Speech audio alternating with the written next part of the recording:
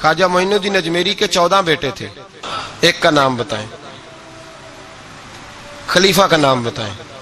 خواجہ قطب الدین بختیار کاکی، بیٹے کا کسی کو نہیں پتا، خلیفہ کو دنیا جانتی ہے، حضرت خواجہ قطب الدین یہ خلیفہ ہیں۔ لیکن کسی نے کہا کہ حضور آپ کا فیض، آپ کا رنگ دیکھنا ہو تو کہاں ملے گا؟ فرمایا دلی میں قطب الدین بختیار کاکی رہتا ہے، ہر شے میں نے اسے دے دی ہے، وہاں جاؤ۔ اور اس میرٹ کا حال کیا تھا خواجہ قطب صاحب کا؟ خواجہ قطب الدین بختیار کاکی پھر اتنے بڑے صوفی ہوئے کہ دلی کا بادشاہ بھی مرید ہو گیا، وہ بھی آپ کے قدموں میں بیٹھ گیا۔ اور ایسے نہیں مرید ہوا تو دیندار ہوا، ان کے نقش قدم پہ چلا۔ خواجہ قطب صاحب نے انتقال کے وقت وصیت فرمائی تھی، فرمایا میرا جنازہ وہ پڑھائے کہ جس نے جب توبہ کی تو پھر دوبارہ اس کی نظر سوائے اپنی بیوی کے کسی اور بیوی پہ بری نظر گئی نہیں، نظر بھی نہیں گئی، باقی چیزیں تو دور رہی۔ اور دوسری، جب سے توبہ کی پھر اس کے حلق سے دوبارہ حرام کا لقمہ نہ اترا ہو۔ اب تیسری بات، جب سے توبہ کی فرض نمازیں تو اپنی جگہ رہی، اس نے کبھی تہجد بھی نہ چھوڑی ہو، وہ میرا جنازہ پڑھائے۔ جب خواجہ صاحب یہ اعلان کر رہے تھے نا تو آپ کا ایک مرید تھا، اس کے پاس ایک دنیا دار بیٹھا تھا، کہنے لگا بابے نے بڑا ہی اعلان کر دیا ہے، میرٹ کو بڑا ہی رکھ دیا ہے۔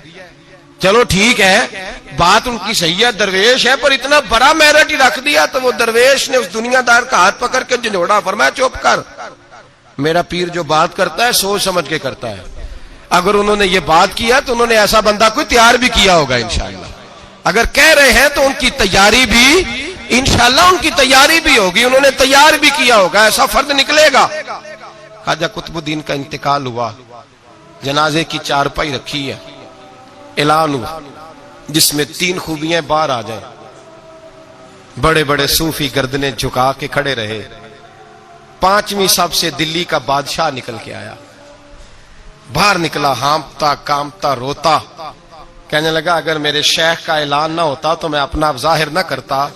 مسلمانوں، جس کا میں جنازہ پڑھانے آیا ہوں اس نے اتنا رنگ میرے اندر بھرا ہے، اتنا رنگ بھرا ہے کہ جب سے توبہ کی ہے پھر غیر محرم کا کبھی دماغ میں خیال بھی نہیں آیا، اور جب سے توبہ کی ہے پھر بادشاہ نے کھجور کی چھال کی ٹوپیاں بنا بنا کے بیچی ہے، ان ٹوپیوں کی روٹی کھائی ہے، انہی کا کپڑا پہنا ہے، کبھی مال خزانہ کا ایک لقمہ گھر میں داخل نہیں ہونے دیا۔